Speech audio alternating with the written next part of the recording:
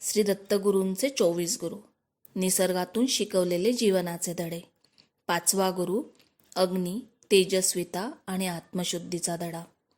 निसर्ग हेच दत्तगुरूंचं विद्यापीठ. प्रत्येक घटकातून त्यांनी जीवनाचं सर्वोत्तम सत्य ओळखलं. आणि त्यांचा 5वा गुरु म्हणजे अग्नी. दत्तगुरूंनी पाहिलं, अग्नी छोट्या ठिणगीतूनही जन्मतो, पण प्रकाशाने संपूर्ण जग उजळतो. तो उष्णही आहे आणि पवित्रही. तो नाशही करतो आणि नव्या निर्मितीलाही जागा करून देतो.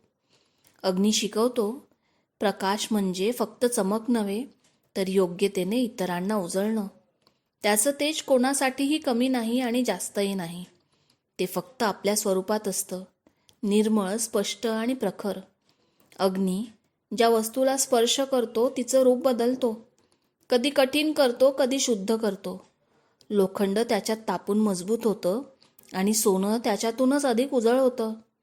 दत्तगुरूंनी या अनुभवातून शिकवलं, जीवनात प्रत्येकजण संकटात तप्त होतो, पण जो स्वतः मन शुद्ध ठेवतो तोच अधिक तेजस्वी बनतो.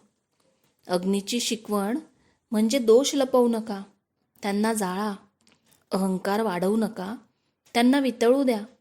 भीती धरू नका, तिला प्रकाशात रूपांतरित करा.